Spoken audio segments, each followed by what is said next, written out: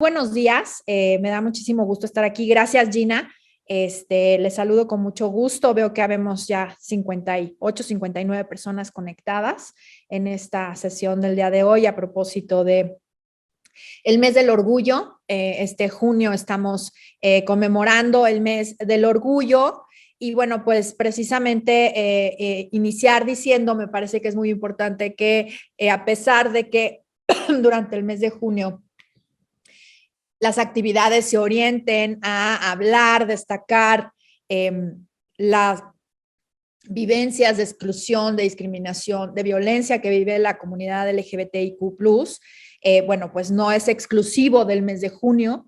Me parece que es importante decir que pues la discriminación, la violencia por un lado y el orgullo por el otro existe todo el año, ¿no? Entonces quería yo empezar por ahí. Discúlpenme, se me metió polvo. Se me metió horrible la garganta, perdónenme. Bueno, entonces, pues si quieren pasamos a la siguiente lámina. Y yo quería iniciar también platicándoles un poco sobre lo que es el COPRED. El COPRED es el Consejo para Prevenir y Eliminar la Discriminación de la Ciudad de México. Es un organismo descentralizado del gobierno de la Ciudad de México, es decir, formamos parte del gobierno de la Ciudad de México, no somos un organismo autónomo como lo es, por ejemplo, la Comisión de Derechos Humanos. Sin embargo, el COPRED tiene autonomía técnica y de gestión. Esto quiere decir que aunque formemos parte del gobierno de la Ciudad de México y estemos, digamos, dentro del sector descentralizado, tenemos una autonomía en las partes técnicas que nos tocan en cuanto a la definición, por ejemplo, de lo que es la discriminación y, por supuesto, en cuanto a el tema de la atención a los casos de discriminación. Yo no pude ver si pasó la lámina, Gina. Sigue en la primera. Entonces no sé si se quedó ahí trabada. Digo, yo me sigo, pero no sé si las demás. Ahí estamos. Ahora sí ya cambió. Gracias. Bueno, entonces el Consejo tiene varias atribuciones.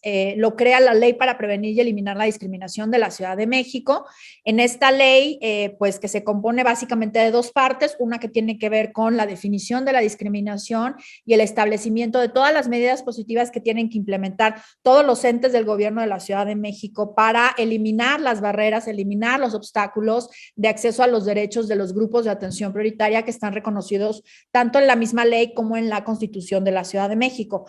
Y la segunda parte de esta ley crea el Consejo y establece todas sus atribuciones y sus competencias. Entre ellas, encontramos estas 5 que es, digamos, básicamente las tareas a grandes rasgos que realiza agrupadas en estos grandes temas.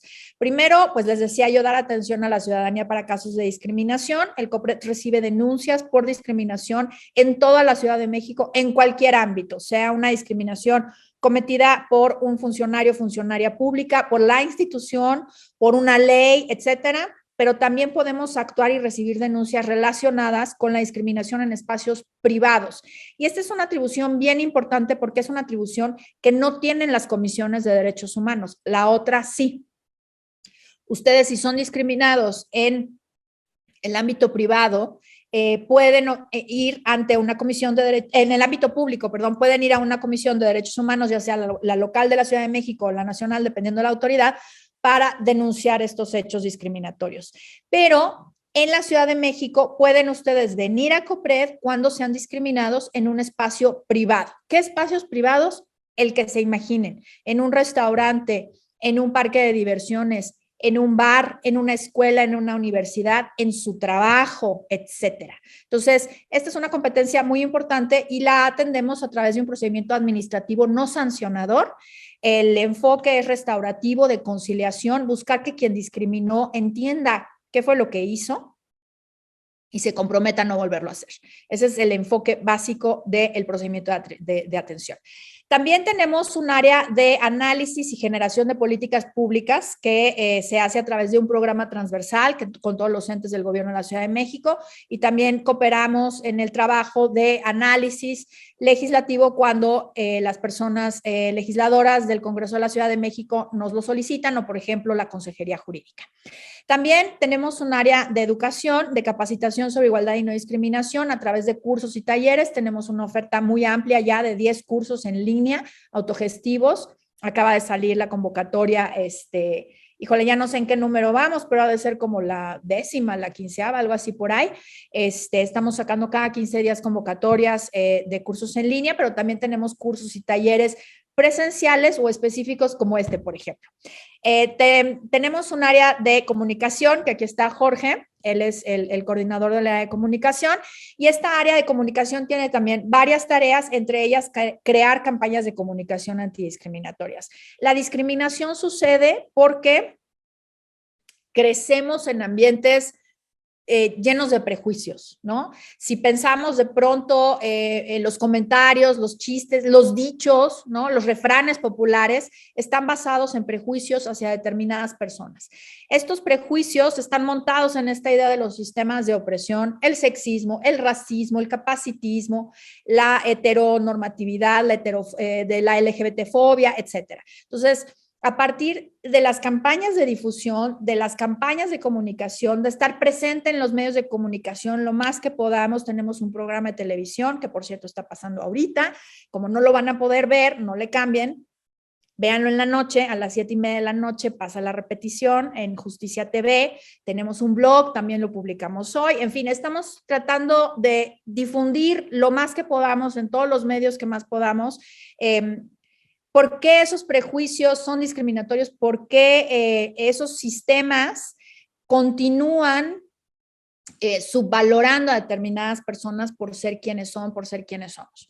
Y por último, y no menos importante, por supuesto, es el trabajo y vinculación con el sector privado, con las organizaciones de la sociedad civil y con la academia.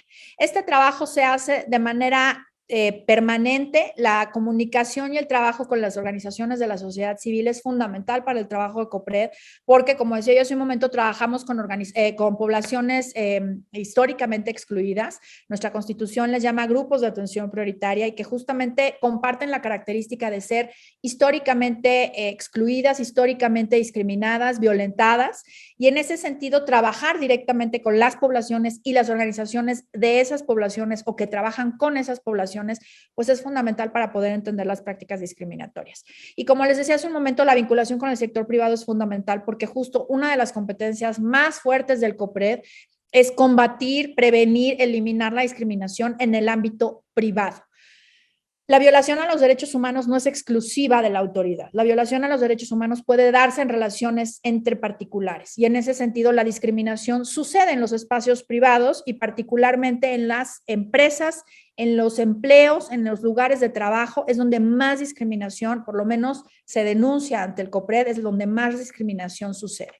Más del 70% de las denuncias que recibimos son en el ámbito privado y en el ámbito laboral. El derecho que se violenta a través de los hechos discriminatorios es el derecho al trabajo. Y con la academia, porque bueno, pues necesitamos precisamente entender el fenómeno discriminatorio, desmenuzar las prácticas discriminatorias para poder definir soluciones que den en el blanco, ¿no? Sabemos que hay discriminación, pero si no la entendemos, pues difícilmente vamos a poder combatirla de manera muy clara y poder prevenirla de manera eficaz. Entonces, bueno, esto es básicamente lo que hace el COPRED. Y bueno, la plática del día de hoy pues tiene que ver precisamente con la discriminación en los ámbitos laborales hacia las personas de la diversidad sexual y de género. Me toca hablar sobre las aclaraciones conceptuales, que de pronto es la parte como más complicada, ¿no? Y de pronto donde me preguntan, bueno, pero ¿cómo distingo entre la orientación sexual, la identidad de género? ¿Es lo mismo? ¿No es lo mismo? ¿Por qué hablan de que el género no es binario? ¿Qué quiere decir eso de que haya una persona que pide que le digan amigue o alumne o ella, ¿no? Y bueno, pues precisamente eso es un poco de lo que yo quisiera conversar ahorita con ustedes. Quiero invitarles a que en Google, no en este momento, cuando puedan, pero que bajen el glosario de la diversidad sexual, de género y características sexuales del CONAPRED. Así en Google pónganle glosario LGBT CONAPRED, y ese documento me parece que es uno de los mejores documentos que aclara cada uno de estos conceptos. Yo ahorita procuraré abordar lo más posible, pero obviamente no me voy a meter en temas tan específicos o en cuestiones ya más amplias que vienen en este glosario. Se los recomiendo mucho, de verdad. Entonces, bueno, aquí tenemos estas propuestas del unicornio del género y me parece que es perdón, una manera muy didáctica de explicar, ¿no? ¿Cuál es la diferencia entre la identidad de género, la expresión de género, el sexo asignado al nacer y la orientación sexual? ¿Sí? Porque muchas veces se confunde el sexo con el género y muchas veces se confunde la identidad de género con la orientación sexual. Y son cosas muy diferentes, como vamos a ver aquí. Si se fijan, el unicornio trae aquí arriba una nubecita con un arco iris. Después, en el corazón, trae unos corazoncitos naranja y rojo. Y luego, en la parte de la ingle, digamos, tiene pues ahí el símbolo como del ADN, ¿no? Ese es el sexo asignado al nacer. Entonces, bueno, cuando nace un bebé, nos dice el doctor, bueno, ahora ya se sabe desde antes y se hacen estas fiestas de la revelación de género y estas cosas, perdón, muy extrañas me parecen, porque bueno, pues el bebé ni ha nacido y ya le estamos asignando un género, ¿no? Y atributos, y eso tiene que ver justamente con la construcción cultural del género. Ahorita me voy a referir un poquito a eso, pero bueno, guárdenlo ahorita en el invernadero, el tema de las fiestas de revelación de género. Cuando nace un bebé, ¿sí? Y antes de que tuviéramos ultrasonido, preguntaba a la mamá, ¿qué fue? Fue una niña. ¿Y cómo sabía el médico, la médica, la partera que era una niña? Pues porque veía sus genitales, ¿no? O un niño. ¿Es un niño o es una niña? ¿Sí? Atendiendo al sexo asignado al nacer, ¿sí? Y entonces, en ese sentido, se le asigna un género, ¿sí? ¿El bebé es macho o es hembra? En términos biológicos, en términos de cómo lo miramos cuando vemos ese cuerpo, ¿sí? Y decimos, ¿es una niña o es un niño, es un macho o es una hembra? Y se le asigna un género, que es mujer u hombre, y esto empieza a ser una construcción cultural. Regreso con las fiestas de revelación del género. ¿Por qué una construcción cultural? En las fiestas de revelación de género, los bebés no han nacido, siguen en la panza de su mamá. Y cuando se enteran que es un niño o es una niña, ¿qué sale? Un pastel rosa, unos globos rosas, un humo rosa, un confeti rosa. Y entonces, desde ese momento, se le asignan ciertas características a ese bebé que todavía no nace, que todavía no es. Y empezamos a hablar de que es una princesa y entonces empezamos a comprarle vestidos, moños, aretes, zapatitos, ¿no? Y la nena, pues seguramente le empezamos a imaginar su vida, va a ser bailarina de ballet o va a ser mamá, ¿no? Todo eso que estoy mencionando en este momento es la construcción cultural del género, que no tiene que ver con el sexo, que no tiene que ver con el ser hembra. Una cosa es lo biológico y otra cosa es el género, cómo se va construyendo. Cuando yo nací no existía el pink y blue, ¿no? Nos vestían a todos iguales, no había un tema tan marcado como lo hay hoy de las niñas princesas, los niños campeones, ¿no? Cuando llega uno a comprar un mameluco para un bebé recién nacido, le preguntan qué es niño o niña, pues ¿qué tiene? Da lo mismo, necesito un mameluco cómodo para un bebé recién nacido. Pero todo eso es la construcción cultural del género. Y la construcción del género pasa por cómo nos identificamos a nosotros mismos y cómo nos identifican los demás a nosotros mismos. Entonces, en ese sentido tenemos el sexo asignado al nacer es una cosa y la identidad de género es otra cosa. Cuando una persona, que somos la mayoría, quienes identificamos nuestro género con el sexo asignado al nacer, el mismo, o sea, me asignaron el sexo hembra, mujer al nacer y yo me identifico como una mujer, soy una mujer cis, ¿sí? Un hombre cis o una mujer cis son aquellas personas cuya identidad de género coincide con el sexo al nacer.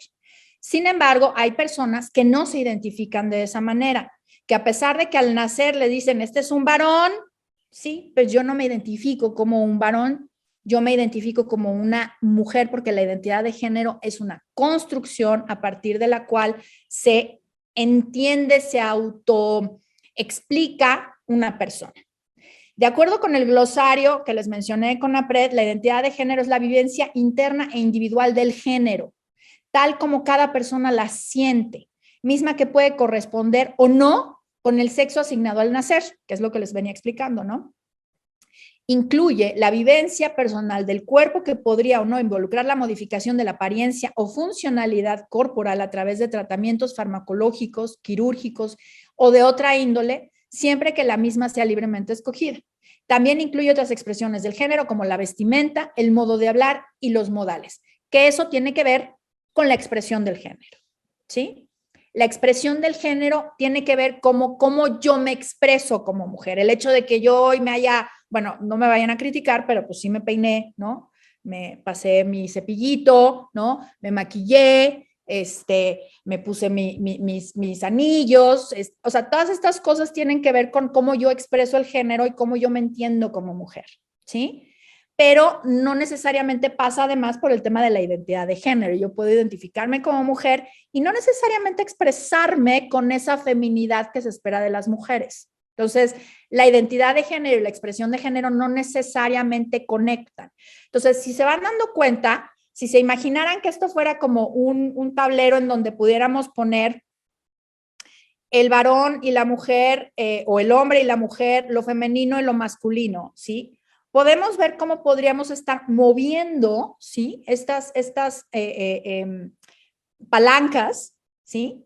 Para poder irnos definiendo a partir de cómo nos entendemos las personas. Y esto quiere decir justamente que el género no es binario y sorpresa, tampoco el sexo.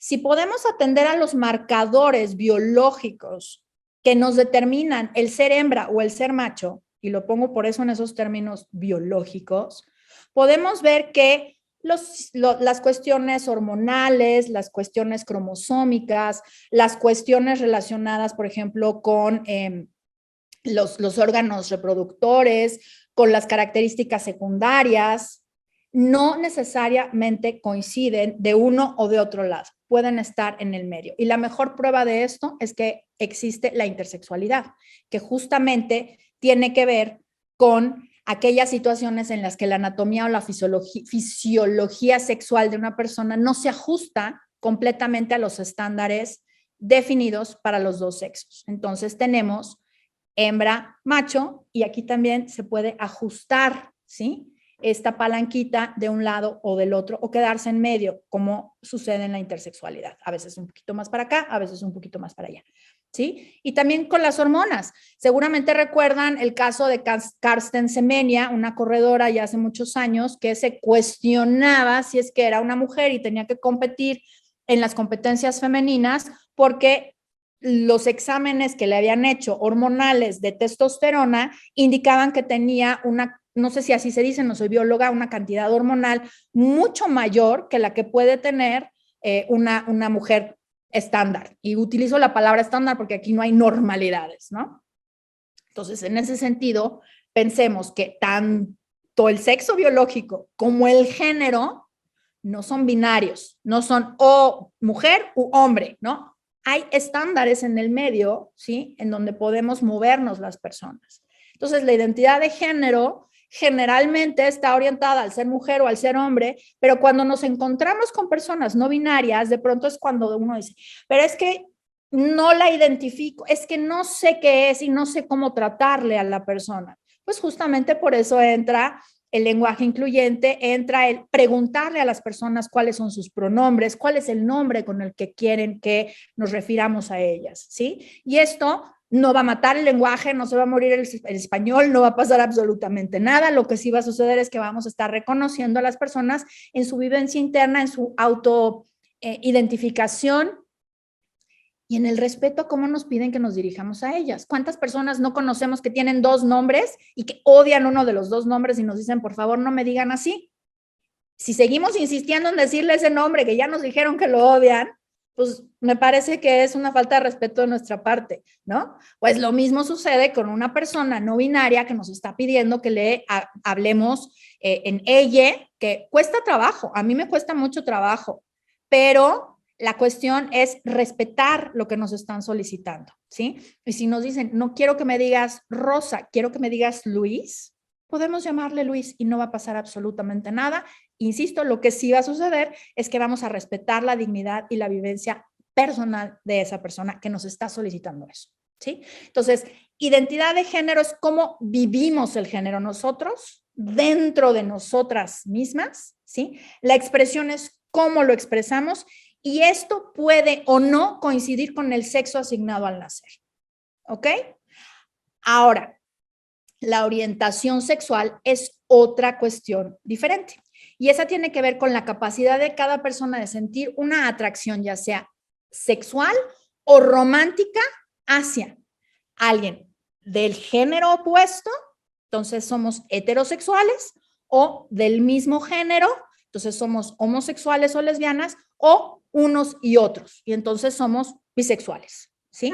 Entonces yo puedo ser una persona transexual, homosexual, o heterosexual o bisexual, ¿no? No está definido una cosa con la otra, ¿sí?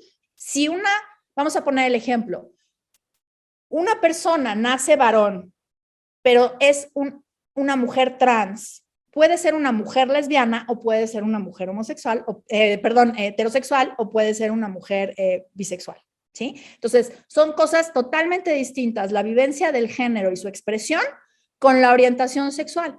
Y la orientación sexual tiene que ver, insisto, con esta atracción o esta atracción romántica, o sexual que se puede tener hacia otra u otras personas de un género o de una identidad de género, ¿sí? Y esta capacidad de mantener relaciones íntimas y sexuales con otras personas. Entonces, no sé si hasta ahorita quede claro esta definición, digamos, de qué es la identidad, la expresión, el sexo asignado y las atracciones para que podamos continuar. Quisiera hacer la pausa aquí. No sé cómo habías pensado, Gina, si hiciéramos preguntas en vivo o por escrito o cómo Puede sugieres. ser, bueno, perdón, está el botón de preguntas y respuestas y la verdad es que ahí pues pueden ir poniendo sus preguntas si quieren pues desde ahorita y nosotros vemos si las podemos contestar al momento o si no, también como al final tendremos un espacio de preguntas y respuestas. Hay también algunas preguntas en la presentación como para generar, ¿no? Esta conversación y leerles en el chat. Entonces, si sobre este tema, que es muy importante que quede como lo más claro posible, hay alguna duda, pues adelante. Puede ser vía el chat o en el botón de preguntas y respuestas. Perfecto. Entonces, a ver, no hay preguntas, no veo que haya preguntas. Entonces, si quieres, pasamos a la que sigue entonces. Si quedan, de todas maneras, podemos responderlas. A ver, aquí hay una. La orientación sexual de las personas no binarias, ¿cómo se determina? Igual, el hecho de ser una persona no binaria o no binarie o no binarix, como también proponen algunas personas no binarias, tiene que ver con cómo se entienden ellas mismas, o sea, es la identidad de género. Y entonces su orientación sexual puede ser heterosexual, puede ser homosexual o puede ser bisexual o puede ser pansexual. Esto quiere decir que no tiene un tema, digamos, con la homosexualidad o con la heterosexualidad, ¿sí? O con la identidad de género de las personas. Y sí, o sea, la no binariedad tiene que ver con la identidad de género y la orientación sexual es otra cuestión que pasa por un carril diferente, por así decirlo. No sé si con eso queda claro, Carlos.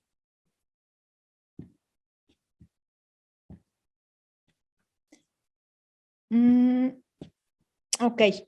Bueno, entonces, a ver, aquí hay otra. ¿Cómo podemos referirnos cuando decimos género fluido? Justo, como les decía yo hace un momento, si pensamos que de un lado tenemos el ser mujer y del otro lado tenemos el ser hombre, género fluido estaría, digamos, corriendo en esta banda de un lado a otro. Podríamos hablar de una persona queer, que es una persona que justo no se identifica con uno u otro género y que, no sé si me permiten la expresión, juega un poco con esta forma de ser, ¿no? De pronto vemos personas que se identifican o se autoidentifican como queer, que de pronto un día les ves vestidas, o sea, una expresión de género diversa, les ves con una expresión de género muy masculina o con una expresión de género muy femenina o con una expresión de género ambigua, si puedo explicarlo de esa manera. O sea, una persona de género fluido justo, ¿no? Fluye entre esta banda de lo no binario, ¿sí? Cuando hablamos del género, y por eso les decía, ni siquiera del sexo biológico podemos hablar de una binariedad, sino de un continuo, ¿no? Que puede pasar de un lado a otro. Entonces, la mayoría de las personas nos establecemos en uno u otro lado porque culturalmente así somos criadas, ¿no? Así somos educadas. Pero quienes se mueven por acá en medio son personas de género fluido precisamente por eso, ¿no? Porque pueden pasar, digamos, de un lado a otro. Y también pueden identificarse en una de las T's. Las 3 T's son transgénero, transexual y travesti. Y travesti justamente tiene que ver sobre todo con el tema de la expresión de género, más que con el tema de la identidad, que se refiere a las personas transexuales y transgénero. Las personas transexuales son aquellas que ya se han sometido a algún tipo de operación o intervención quirúrgica, y las personas transgénero no, normalmente solamente o pasa por un tema de tratamiento hormonal o por un tema más de expresión corporal, ¿no? Pero básicamente, a ver, cuando se crea la Constitución de la Ciudad de México, hubo una enorme discusión de que tenían que quedar las 3 T's. Entonces, si ustedes se fijan, en la Ciudad de México, mucho se usa la expresión LGBTTI.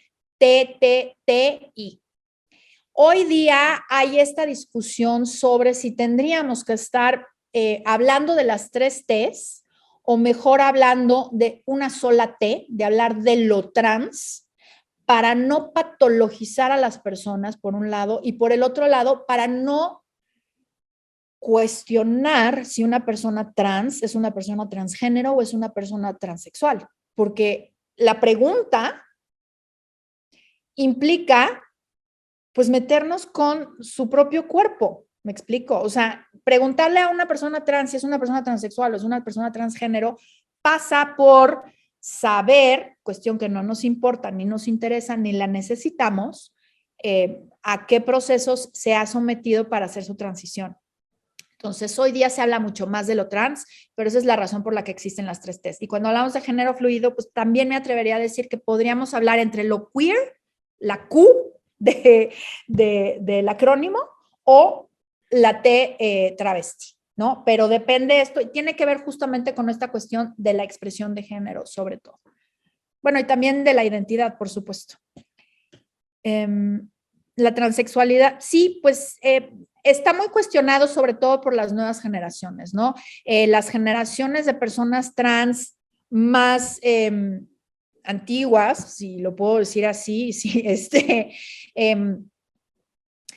exigían estas 3 T's para hacer visibles determinadas luchas y determinadas problemáticas, lo cual evidentemente pues es válido, ¿no?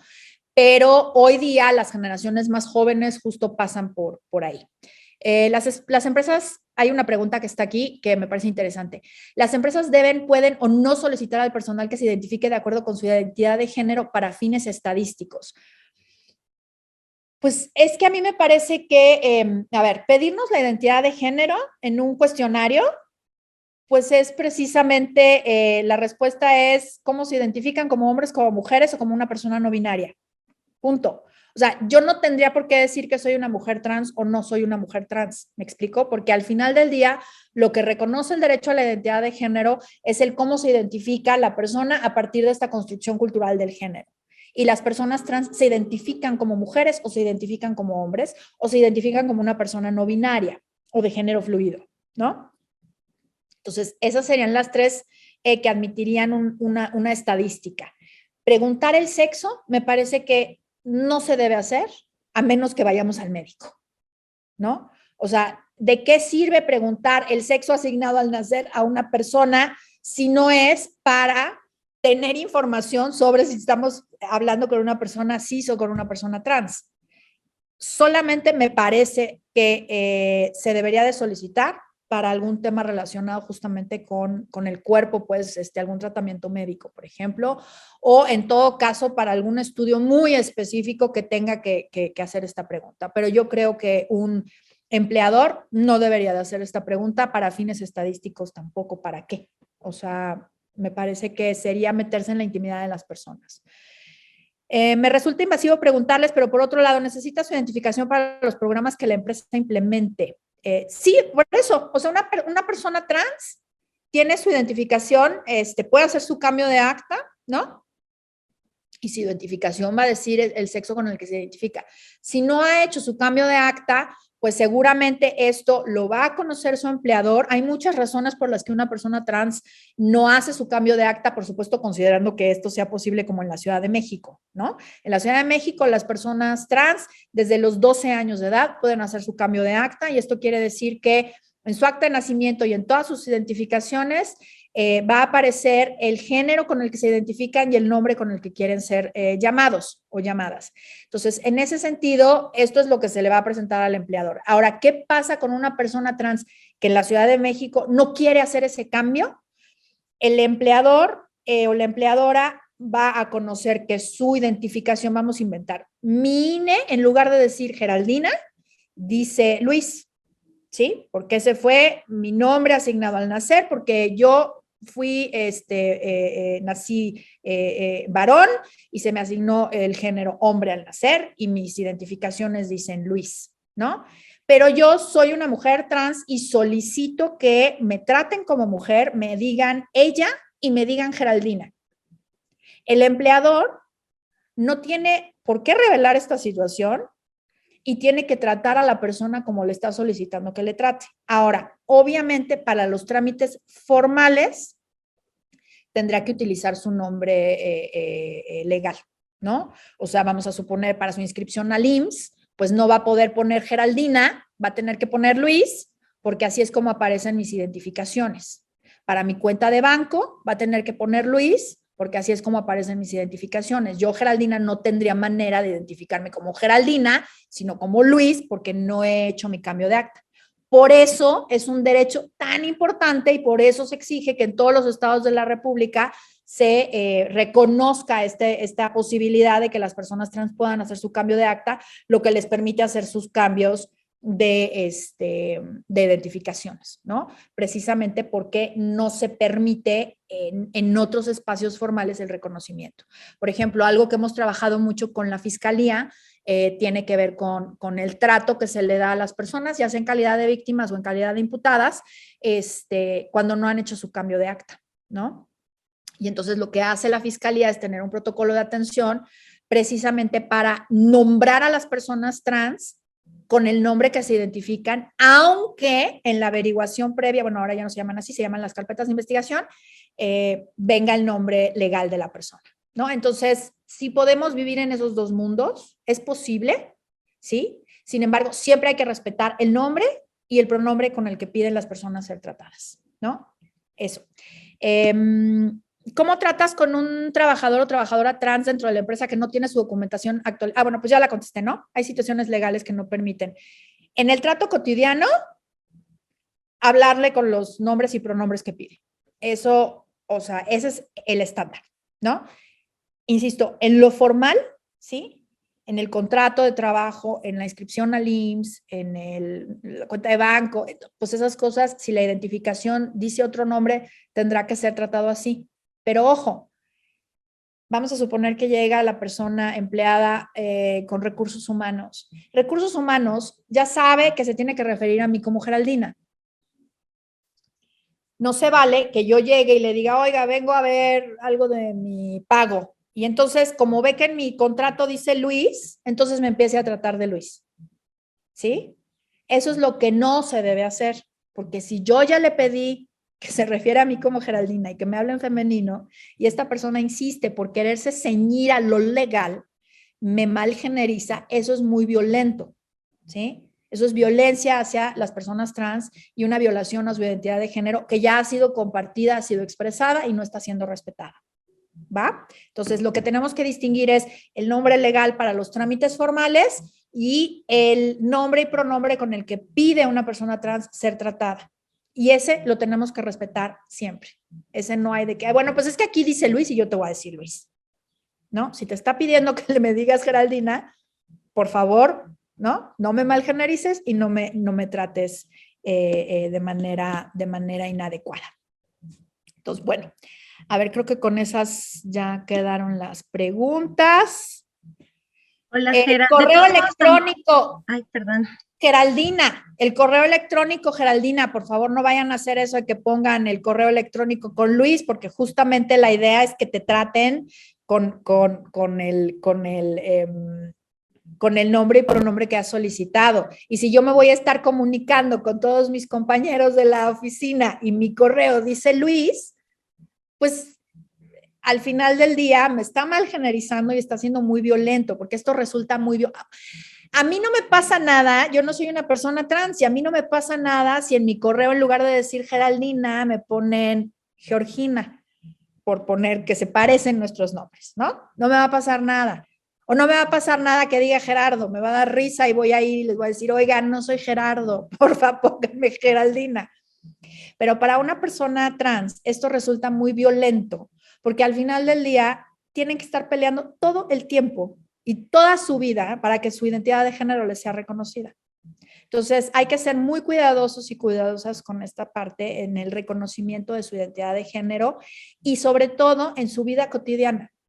Insisto, si la persona no ha hecho su trámite de cambio de nombre, para las cosas formales puede continuar con su nombre legal. Pero para todo lo que sea trato externo, procuremos respetar su identidad de género. Pues bueno, ya me voy a seguir porque ya nos alargamos un montón, entonces ya nada más rápido. Ya había yo mencionado un poquito el tema de los sistemas de opresión al principio y justamente, ¿no? Los sistemas de opresión son precisamente estas construcciones culturales arraigadas en nuestras normas, no solamente jurídicas, legales, sino culturales, sociales, políticas, económicas, que establecen el valor y el disvalor de determinadas personas atendiendo a en qué posiciones nos encontramos. Entonces, en ciertos espacios reparten privilegios, en ciertos espacios reparten opresión o subordinación. Y cuando estamos hablando de la población, de la diversidad sexual, pues justamente a partir de estas expectativas del binarismo de género, del heterosexismo, del cisexismo, ¿sí? Como sistemas de opresión, se tienen ciertas expectativas sociales de que las personas seamos heterosexuales, de que seamos cis, y en ese sentido se discrimina, ¿no? Y se discrimina a partir de, pues, estas conductas que llamamos LGBT-fobias, ¿no? Que tienen que ver precisamente con la exclusión, con la obstaculización, con la discriminación y con las violencias hacia las personas que no se adecúan a esas expectativas de la heteronormatividad y de la cisnormatividad, y que por supuesto tienen que ver con el patriarcado, porque al final del día esto tiene que ver con el disvalor de aquello que no es lo masculino, ¿no? Entonces, las mujeres que no se adecuan a lo femenino y los hombres que no se adecuan a lo masculino y las personas que no se adecuan al género que les es asignado al nacer, pues están fuera de esta medida, digamos, que nos impone el patriarcado. La siguiente, y creo que con esa ya nos vamos contigo, Jorge, porque ya me alargué un montón. Aquí, bueno, pues la discriminación se basa en prejuicios y estereotipos, es un poco lo que mencionaba sobre las fiestas y mencionaba lo del gender reveal parties o las fiestas estas de revelación de género que las vemos aquí, ¿no? En el Pinky Blue, ¿no? Que ahí inmediatamente se asignan estos modelos a partir de los cuales los niños, las niñas, les niñes tienen que ceñirse y que pues al final del día nos están imponiendo conductas y nos están restringiendo nuestra forma de ser. Y creo que con esta termino y Jorge, te paso la palabra porque ya me alargué un montón, pero creo que era bien importante definir eso. Gracias. Muchas gracias, presidenta. Saludo a todas, a todos, a todes.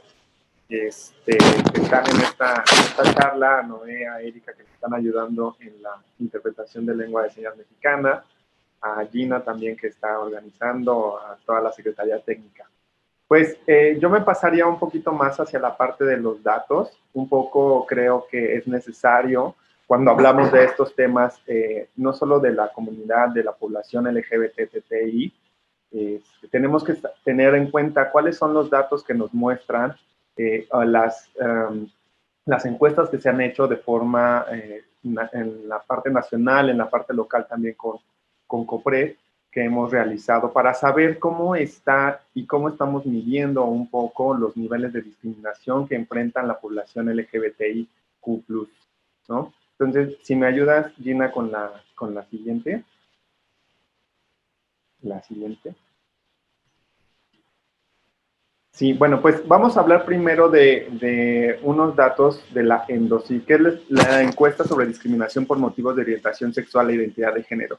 Esta es una encuesta que se levantó en línea, que la realizó el CONAPRED, el Consejo Nacional para Prevenir la Discriminación, y la Comisión Nacional de Derechos Humanos, ¿no? Todo esto a nivel nacional, y con el objetivo de conocer las condiciones de discriminación estructural y de violencia que enfrentan pues, las personas con orientaciones sexuales o identidades de género no normativas, ¿no? De todo esto que ya nos estaba hablando justo la presidenta, que nos desglosaba cuál era todo y nos daba una perspectiva de quiénes eran las personas que conformaban el acrónimo, ¿no? LGBTIQ+. Y nos dice esta encuesta que el 59.8% de la población se sintió discriminada por al menos un motivo en el último año. Y esta encuesta fue del 2018 y se realizó a 12.331 personas aproximadamente, es lo que nos dice, ¿no? CONAPRED y la comisión. Y la negación injustificada de algún derecho por la orientación sexual o identidad de género, que es por sus siglas OSIG, afectó a 25.3% de la población encuestada.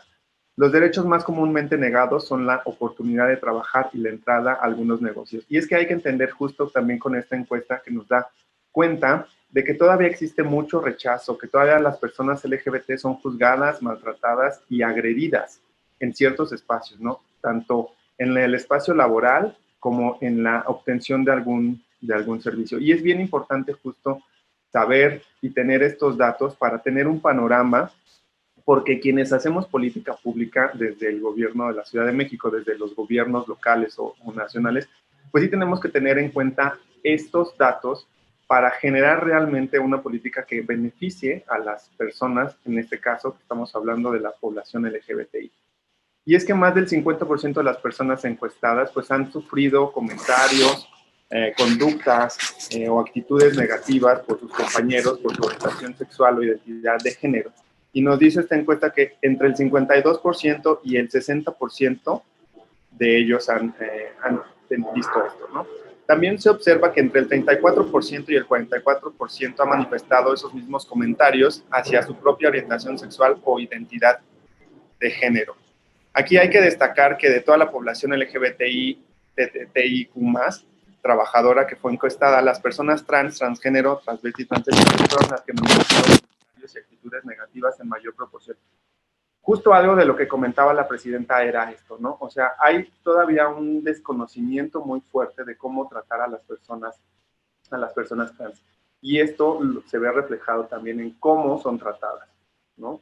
Cómo se les juzga, y por ello también muchas personas ocultan cuál es su orientación, su identidad de género. Y hay que recordar que también a partir del lenguaje es que podemos ir nombrando a las personas, y partimos de ahí para poder dar este respeto hacia las demás personas. Les recomiendo muchísimo que visiten igual nuestra página de internet donde tenemos el manual del lenguaje incluyente, para también que ustedes conozcan cómo nombrar a las personas. Y es que muchas de las bromas, muchos de los chistes que se utilizan a partir del lenguaje incluyente y esta sobrada como crítica hacia el lenguaje incluyente es que solo ocupamos la E, ¿no? Para algunas cosas, para referirnos, no solo para referirnos a las personas no binarias, pero pues lo toman en un tono de burla. y es que realmente no solo hay una E, también podemos nombrar, y en este lenguaje podemos aprender justo a qué otras palabras podemos utilizar para referirnos a las personas, a un grupo en específico, ¿no? Porque también hay que decirlo, no es nada más que digamos o que hablemos con la E, sino por ejemplo con las personas con discapacidad, nombrarles como personas con discapacidad y no utilizar estos peyorativos de personas discapacitadas o algunos otros que no voy a mencionar, ¿no? Por poner algún ejemplo. Entonces, sí es cierto que estos datos pues, nos ayudan a reflejar la discriminación y la violencia que todavía están viviendo las personas. La siguiente, por favor. Ahora, vamos a hablar un poco sobre, ya hablamos sobre la ENDOCIG, que es la encuesta a nivel nacional que realizó CONAPRED. Desde el COPRED, desde la Ciudad de México, también tenemos una encuesta, que es la encuesta de discriminación de la Ciudad de México, la EDIS 2021. Esta es su tercera edición. Se hizo una en el 2013, se volvió a realizar en el 2017 y ahora en el 2021, pues también se llevó a cabo esta encuesta. ¿Y qué es lo que nos dice esta encuesta? Es una encuesta de percepción.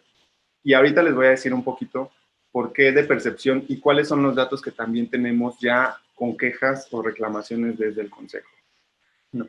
Esta percepción en la Ciudad de México nos dice que las preferencias sexuales son el tercer motivo de discriminación en la capital mexicana con un 10.6%. En segundo lugar, arriba de esta se encuentra el tono de piel, ¿no? Y en primer lugar, la pobreza.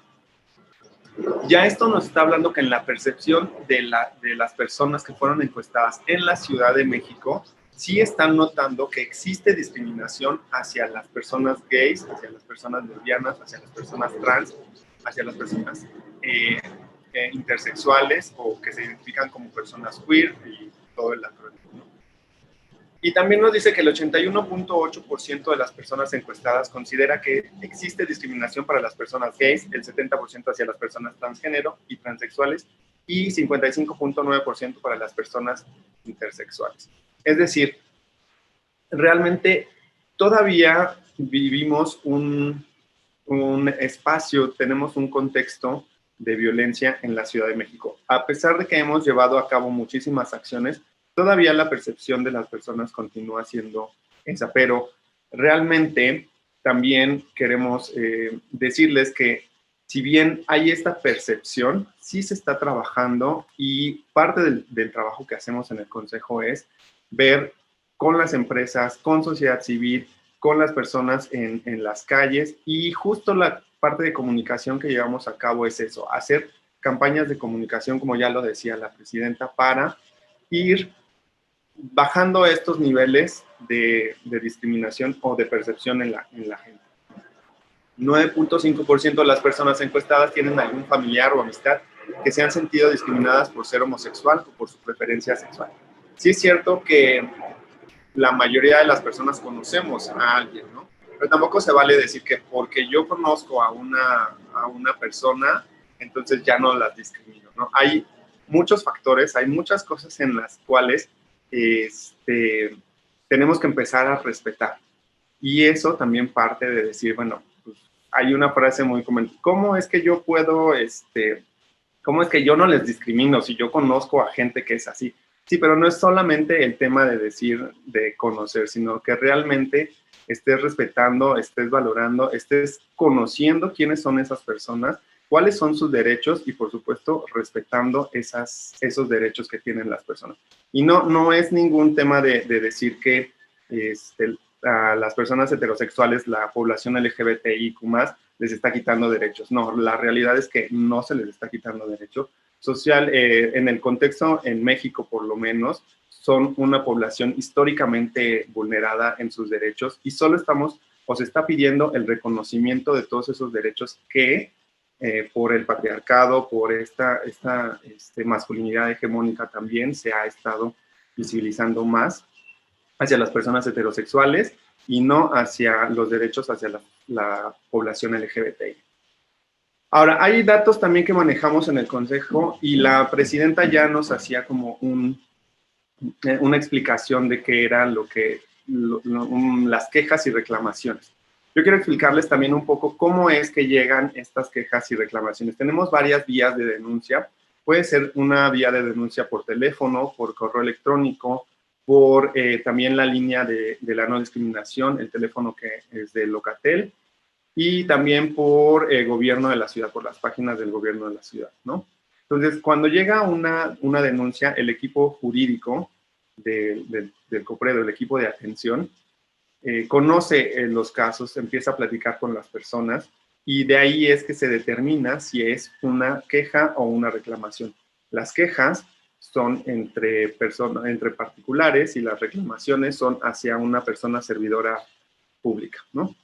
Eso es importante que lo tengamos en cuenta porque ya lo decía justo la presidenta, las reclamaciones y parte de la diferencia que hay entre el Consejo y la Comisión de Derechos Humanos en la Ciudad de México, que es nuestro ámbito de competencia, pues es que podemos actuar ante cualquier motivo de discriminación o cualquier denuncia de discriminación en las empresas o entre particulares.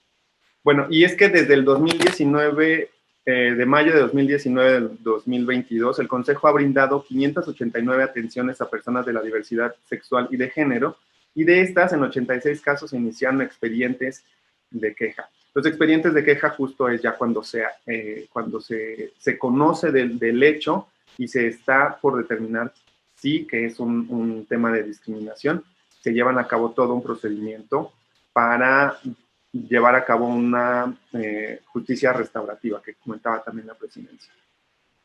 El principal espacio que desde el Consejo en este 2019 hasta la fecha se han sucedido los casos de discriminación, pues ha sido en el ámbito laboral. Y por eso es importante estas pláticas, estas charlas que tenemos, sobre todo con empresas y el gran acuerdo por el trato igualitario, que seguramente mi compañera Gina también estará hablándoles sobre eso, porque hemos detectado que justo en el ámbito laboral es en donde se vulneran muchísimo más el derecho al trabajo, ¿no? Seguido de establecimientos mercantiles, las vulneraciones en el acceso a servicios. Y si se dan cuenta, también en las encuestas, por ejemplo, en la Endosic nos decía esto mismo.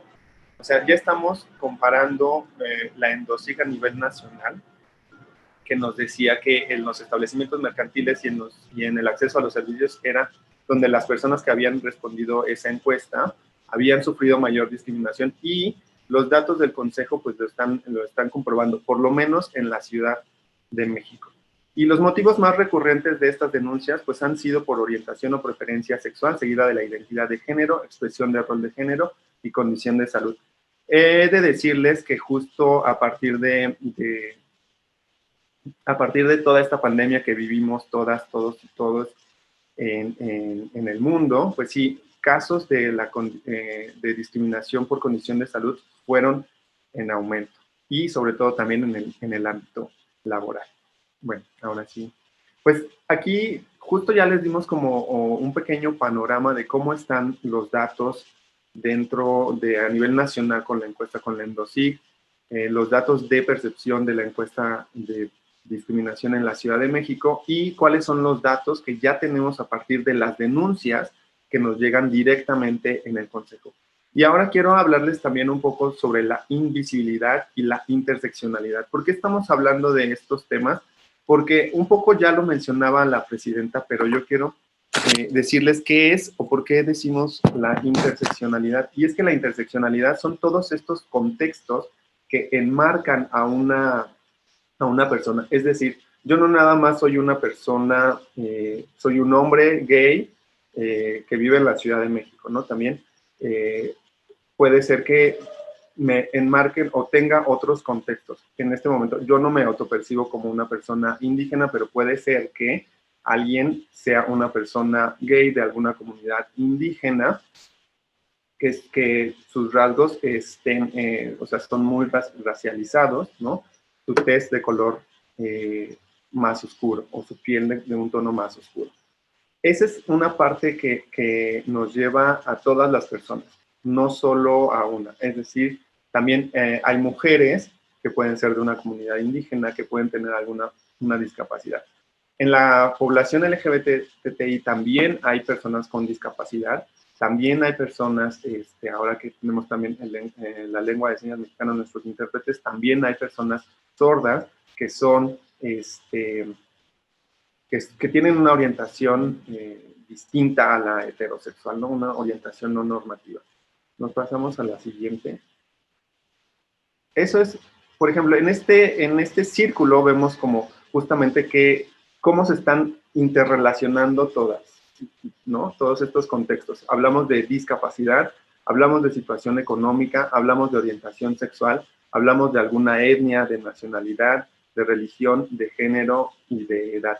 Y es que les voy a compartir, por ejemplo, una definición, ¿no? La interseccionalidad es un marco diseñado para explorar la dinámica entre identidades coexistentes. Por ejemplo, el que es una mujer, el que puede ser afrodescendiente, el que puede tener una discapacidad y sistemas conectados de opresión. Por ejemplo, justo lo que decía la presidenta, ¿no? Con el patriarcado, con la supremacía blanca. Y es que este término fue creado por Kimberly Crenshaw y desafía el supuesto que sigue socavando el movimiento feminista, ¿no? Tenemos que ser muy claros también en decir que el movimiento feminista pues ha aportado muchísimas cosas para entender otros contextos y sobre todo también la discriminación y la violencia que vive la población LGBT. Así es como hemos estado entonces trabajando, y la interseccionalidad también nos aporta el conocer más a profundidad a las personas para crear estas políticas dentro de las empresas, dentro del gobierno, que nos ayuden a terminar y eliminar la discriminación y las violencias que sufren las personas. Es decir, yo no puedo ver a una sola persona como gay, por ejemplo, en este caso, ¿no? O sea, tengo que mirar todo su contexto para poder de ahí partir y decir, bueno, es que tenemos situaciones que están englobando a esta persona y cómo las vamos a atender para que no solo se quede en, pues voy a ver solo por su orientación sexual. Para eso nos funciona la interseccionalidad y es necesaria, y siempre tenemos que tener esta perspectiva en todas las políticas laborales, políticas de gobierno que se tengan o se vayan a crear. Y sobre la invisibilidad, ya habíamos hablado muchísimo, o bueno, la presidenta ya ha estado hablando bastante sobre cómo se invisibiliza a las personas trans, no solo a las personas trans y a las personas no binarias, no solo en lo laboral, ¿no? Lo vemos en las calles, lo vemos en las escuelas, por ejemplo, también en el nivel educativo hay un fuerte rezago y un fuerte rechazo hacia las personas trans, a los niños y a las niñas, que justamente también, pues desde ahí hay que ir educando y hay que ir formando a las personas en el respeto para poder llegar a convivir realmente y a tener un buen trato con las personas, con todas las personas en nuestro entorno de ciudad, en nuestro entorno familiar, en nuestro entorno educativo, formal, laboral. Lo mismo sucede con las personas no binarias, ¿no? Y es que hay un tema de transfobia y todo parte del desconocimiento. Y afortunadamente estas pláticas y estas charlas nos dan información para tener un panorama muchísimo más abierto, estar receptivos de todo lo que implica y de todos los contextos de las personas.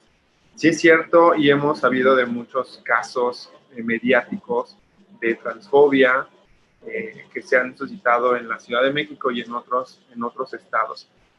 Por ello es que necesitamos que la gente conozca, sepa, se informe de quiénes son las personas trans, de que haya un respeto y de que no se vulneren sus derechos. Igual con las personas binarias, y acá, pues con las personas binarias simplemente también es partir de cómo son nombradas, ¿no? Si la persona nos habla de ella, o nos pide que le digamos con el pronombre ella, pues hay que hacerlo de esa forma. Y realmente sí cuesta trabajo porque estamos construidos de una forma en la que solo es blanco y negro y no aceptamos como algo distinto a ello.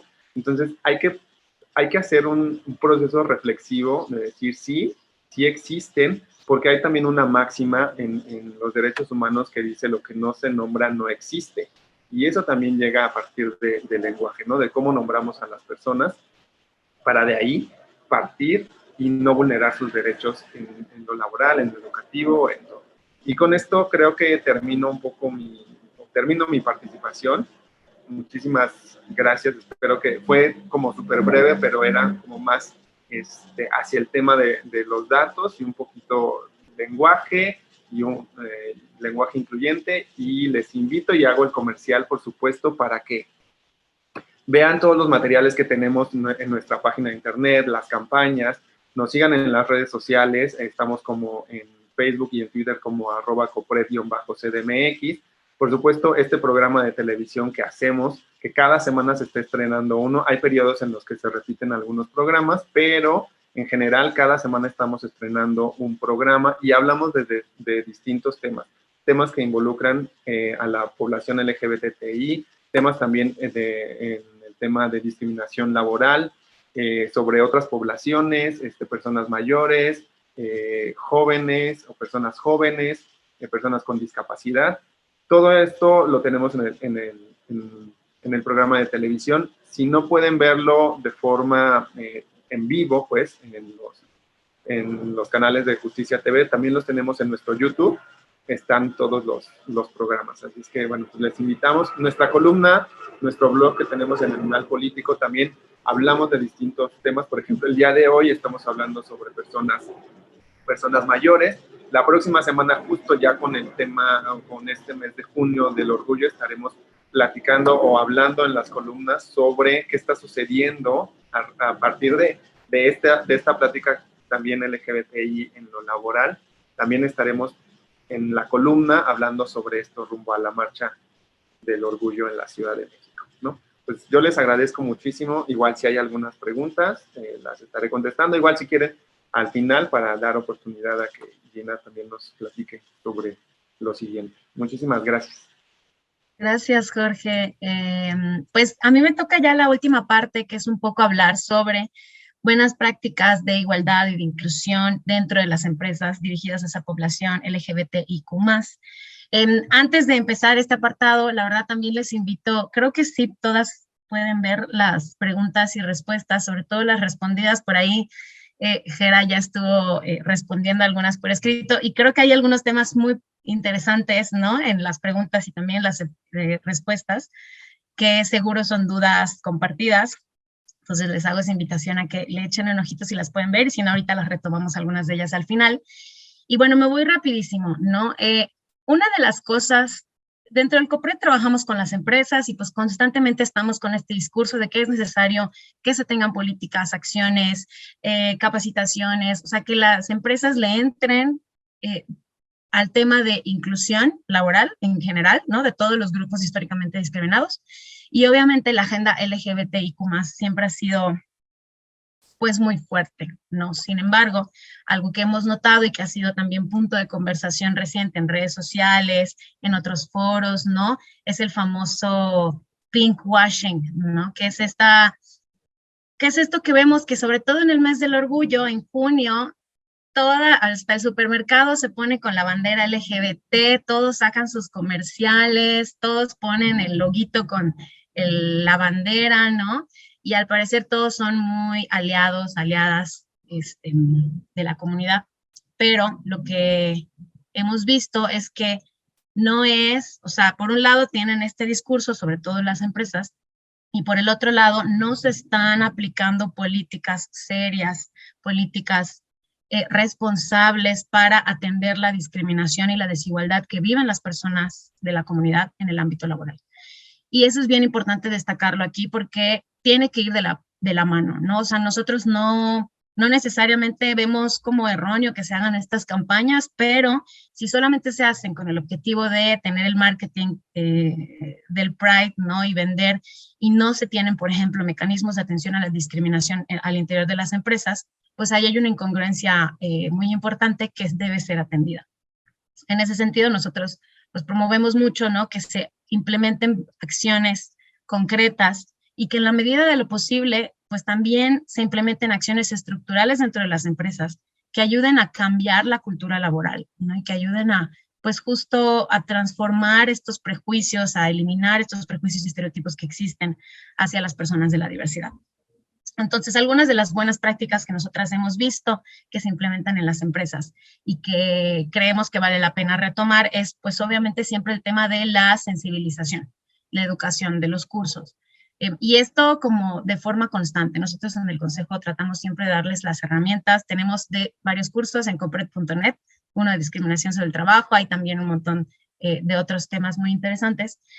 Pero también es importante que las empresas implementen estos cursos a nivel, al interior y a todos los niveles, ¿no? Desde los más altos de la cadena hasta las demás personas trabajadoras. Entonces, todo esto es bien importante, pues justo para que aprendamos, para que deconstruyamos, ¿no? Esas creencias, pues que sí, que nos han implantado desde pequeñas, y por ahí también vayamos transformando la cultura de trabajo. Algo que hemos visto que funciona muy bien también es la creación de grupos de afinidad de personas y aliadas LGBTIQ+ en centros de trabajo. Y esto nos parece importante porque es una forma de encontrar comunidad dentro del ámbito laboral que obviamente pues pueda ser apoyo, contención, ¿no? Cuando haya ciertas dificultades o retos, y que también puede ser movilización o un mecanismo de exigir acciones hacia la empresa de forma organizada, ¿no? Con más personas, con mucho más quórum, y creemos que esto es pues, bien importante que se realicen. También, obviamente, las políticas tienen que existir, ¿no? O sea, si no está por escrito en las empresas, pues prácticamente que no existe, ¿no? Es bien importante que la empresa cuente con políticas de no discriminación y que vaya más allá de las políticas de no discriminación, que vaya también a reformar las políticas de contratación para que sea un proceso de reclutamiento más incluyente, que vaya con organizaciones, ¿no? Que vaya a las bolsas de trabajo. La Secretaría de Trabajo y Fomento al Empleo constantemente tiene ferias de trabajo y también una bolsa de trabajo enfocada a las diversidades y a grupos históricamente discriminados, que se llama Abriendo Espacios. Entonces, estos procesos de vinculación son importantes también para llegar a los espacios pues, de las personas que no han tenido las mismas oportunidades. También una cosa muy importante es el tema de los mecanismos internos. Pues ya hablamos y ya Jorge nos mostró los datos y Jera también ya lo retomó. La discriminación en las empresas y en el trabajo existe, ¿no? Eso es algo ya la realidad. Y pues las empresas, incluso aún con los mejores comités de diversidad e inclusión, incluso aún con las mejores políticas, no están exentas de que tengan algún caso de discriminación al interior de sus espacios. Y eso lo vemos todo el tiempo también en empresas muy famosas que luego se hacen virales por ciertos casos de discriminación en algunas de sus oficinas. Por eso es importante que se tengan mecanismos internos que sepan cómo atender estos casos de discriminación, que tengan una visión de derechos humanos, ¿no? Que busquen reparar, o sea, no solo castigar o sancionar a las personas que cometen estos actos de discriminación, sino reparar la cultura laboral, pues que se lastima a partir de estos incidentes, ¿no? Que tenga la intención de realmente generar como justicia y espacios seguros para las personas de la comunidad LGBTIQ+, para mujeres, para personas trans, con todas sus intersecciones. Nosotros también dentro del COPRED tenemos la plataforma El Gran Acuerdo por el Trato Igualitario, que es la red de empresas incluyentes, y algo que nosotras hacemos a las empresas que se vinculan con nosotros es la revisión interna de políticas, ¿no? Hay que pues sentarnos a revisar todas las políticas para ver si no siguen existiendo sesgos discriminatorios.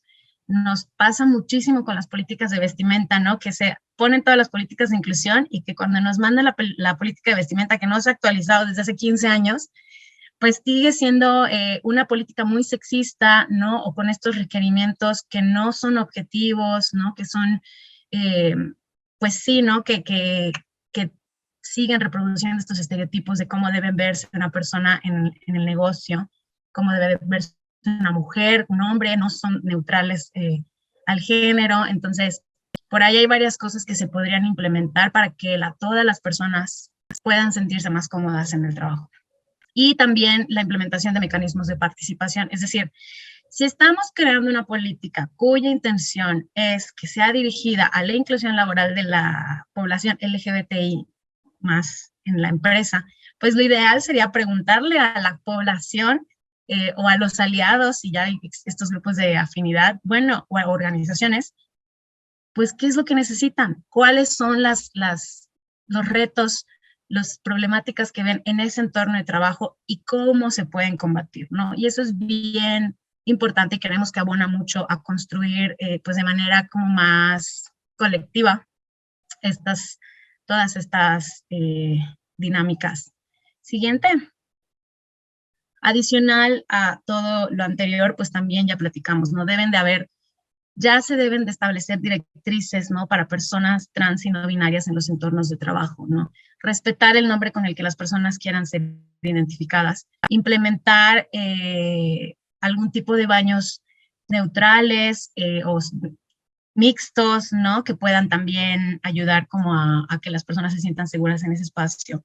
Implementar programas de desarrollo de carrera, ¿no? Si estamos hablando de que existe una desigualdad histórica, ¿no? Que hay personas que no han tenido las mismas oportunidades educativas, económicas, debido a esta desigualdad estructural, pues entonces también hay que apoyarlas a que puedan tener estos procesos de formación al interior de la empresa, ¿no?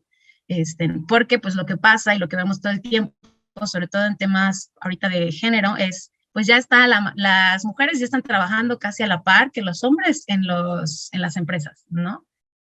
Pero cuando se hace el desglose de, bueno, quiénes son los gerentes, bueno, sí, los gerentes en masculino, porque la mayoría sí son hombres, quiénes son los CEO, quiénes son los tomadores de decisiones, resulta que los tomadores de decisiones siguen siendo hombres, cis, heterosexuales, que vienen de entornos muy privilegiados, ¿no? Entonces estamos viendo que ahí hay una brecha muy importante que romper y que para que eso pase tenemos que promover el desarrollo de las personas que históricamente han estado en situaciones de discriminación. Y también algo que recomendamos pues es aliarse con las organizaciones. Cuando no tengamos las respuestas a las políticas, pues pueden mandarle un correo al COPRED o nosotros también les podemos decir, mira, tenemos esta organización que acompaña este tipo de procesos y que ustedes tengan pues el acompañamiento de todas estas personas con el expertise y los mayores estándares de inclusión. Y para ir cerrando y también para retomar los comentarios y las preguntas y respuestas que están buenísimas, quiero dejarles un poco estas imágenes de una campaña que está haciendo una plataforma de streaming. Digo, el objetivo no es hacerle promoción a esta plataforma, pero me gustó mucho porque pues habla de cómo hacer un Pride diferente y en la campaña incluye personalidades mexicanas muy diversas, de distintas edades, de distintos orígenes, personas indígenas, drag queens, jóvenes, personas mayores, ¿no? Y justo creo que este es como el objetivo del Pride hoy en día, ¿no? Que ya llevamos mucho tiempo, sobre todo en la Ciudad de México, hablando de los derechos de la comunidad LGBTIQ+, pero estamos viendo que no todos tienen el mismo acceso a oportunidades, ¿no? E incluso en la visibilización del Pride, no todos han tenido el mismo tipo de rol o representación. Entonces, el llamado hoy es a que vayamos más allá, ¿no? Un Pride diferente, como lo dicen las imágenes, incluye a los pueblos originarios, incluye a las personas mayores, incluye a personas con discapacidad, ¿no? Incluye a personas negras, ¿no? Entonces, abrir un poco la visión de lo que para nosotras significa el orgullo y también llevarlo a las empresas, también las empresas como romper, ¿no? Estas visiones muy hegemónicas, por así decirlo, de incluso el orgullo LGBT. Entonces, si quieren, pues vamos a ver ahí aquí les dejo nuestros contactos. Tenemos por ahí el correo dirigido a empresas, para vinculación con empresas, o igual si desean algún otro tipo de vinculación, tenemos tratoigualitario.copret@gmail.com y también en nuestras redes sociales, Twitter, Facebook y página web, por ahí también pueden contactarnos.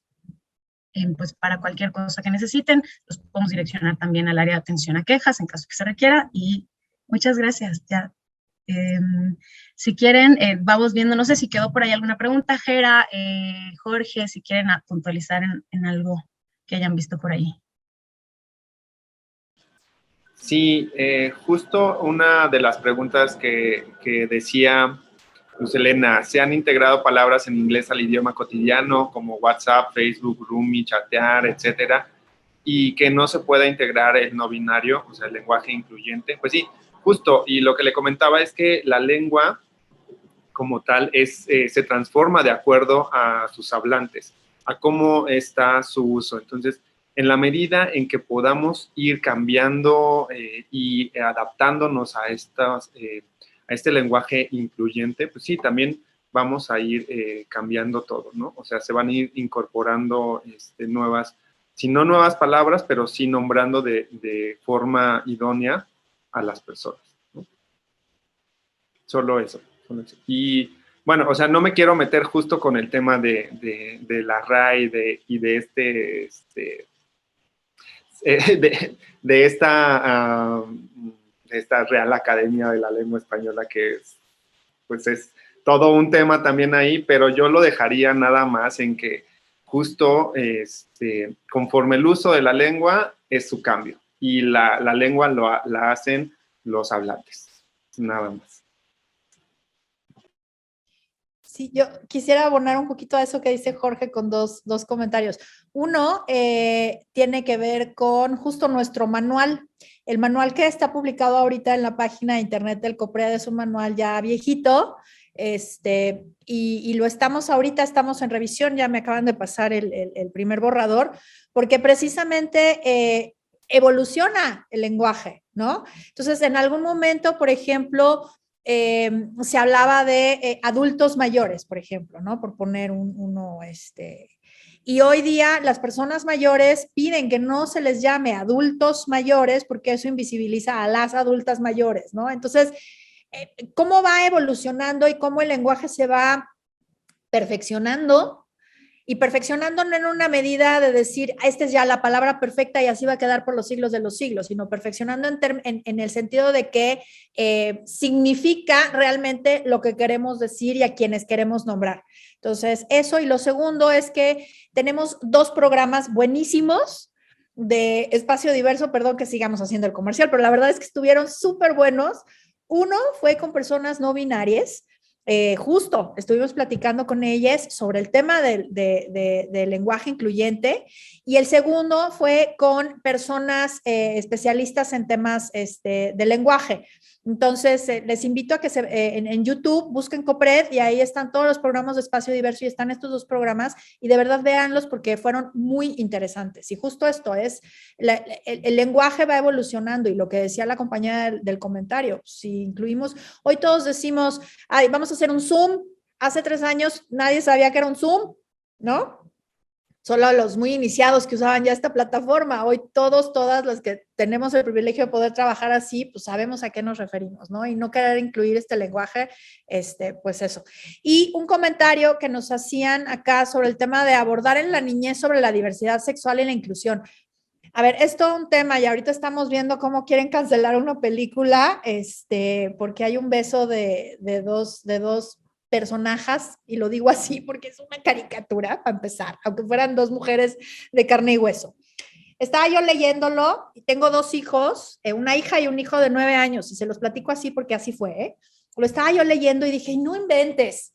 Me dice mi hija, ¿qué? Entonces le dije, pues resulta que en la película de Toy Story, se besan 2 mujeres, se dan un beso 2 mujeres, y hay gente que está muy enojada. Y mi hija me contestó, mamá, no es una película de Toy Story, es una película de Buzz Lightyear. Y yo, ajá, sí, pero están muy enojados. Me dice, sí, o sea, no entiendo por qué están enojados, porque la película es de Toy Story, no, porque 2 mujeres se dan un beso. ¿Por? Así fue su respuesta. ¿Por? Le dije, pues justo, ese es el tema. ¿Por? Entre más natural hablemos con los niños, las niñas, las niñes de estos temas, adecuados a su edad. Nadie está diciendo que nos pongamos a hablar sobre qué es la orientación sexual, con respecto a quién nos vamos a sentir atraídos sexualmente con un niño de 5 años, porque pues nos vamos a meter en un problema para explicarle qué es la atracción sexual, ¿no? Pero si le podemos decir a un niño o una niña de esa edad, que no tiene nada de malo que dos personas, sean dos hombres, sean dos mujeres, sean un hombre y una mujer, se besen, porque un beso, siempre y cuando no sea robado, porque eso sí les gusta a las personas que se quejan de las películas de Buzz Lightyear, que el príncipe le roba el beso a la princesa, ¿verdad? Eso sí está súper normal. Siempre y cuando sea un beso consentido, pues es algo bonito, ¿no? Y que el amor es bonito y que las personas podemos entendernos y autodefinirnos de maneras diferentes. O sea, podemos hablar con ellos de la manera más natural que existe. Hay libros. Desafortunadamente en español hay poca bibliografía. En inglés yo he encontrado varios libros que hablan sobre identidad de género, que hablan sobre orientación sexual, que hablan sobre discriminación, que hablan sobre diversidad, que hablan sobre racismo. Y creo que entre más hablemos con nuestros hijos de esto, más vamos a generar generaciones, no voy a hablar de tolerancia, de respeto, ¿no? De respeto hacia las demás personas. Y ahí la cierro. Gracias. Muchas gracias, Gera. Algunas puntualizaciones, avisos. Por ahí preguntaron si lo vamos a subir a alguna parte. Está grabado y la idea es que lo podamos subir al canal de YouTube. Ya luego Jorge y su equipo les pediremos que nos ayuden. También estas sesiones en temas de discriminación y empresas las estamos procurando hacer cada 3 meses con distintos temas. Hace 3 meses, no sé si algunos de ustedes tuvieron, pero tuvimos una sobre discriminación, igualdad y no discriminación. Ahorita por el mes estamos haciendo la de discriminación hacia la comunidad de la diversidad sexual y de género. Y bueno, próximamente les diremos cuál es el próximo tema, pero justo para que estén pendientes de si les gustan estos espacios, de que sigan asistiendo. Y un poco cerrar con un comentario que me gustó mucho de Luz Helena, que está por ahí en los comentarios, que dice, lo mejor que hacer para poder tener un primer acercamiento a las personas de la diversidad, si se tiene la duda de cómo referirse o cómo dirigirse, es preguntarles su nombre y sus pronombres, ¿no? Y creo que una simple acción que ayudará a evitar que se sienta la discriminación, ¿no? Creo que eso es algo, pues sí, ¿no? Tan simple y que luego se nos olvida, y que además es una buena práctica en sesiones, en juntas, en talleres, en cualquier espacio que tengamos que convivir con otros que no conocemos, y que también para el tema de las políticas también aplica, ¿no? Vamos a sentarnos a platicar y vamos a preguntar, bueno, tenemos esta problemática, ¿cómo la atendemos, no? De nuestra parte creo que sería todo. Muchas gracias a todas las personas asistentes, muchas gracias por su participación y pues que tengan un excelente día, que tengan un gran mes también del orgullo y pues aquí seguimos. Gracias Erika y Noé por la interpretación, como siempre.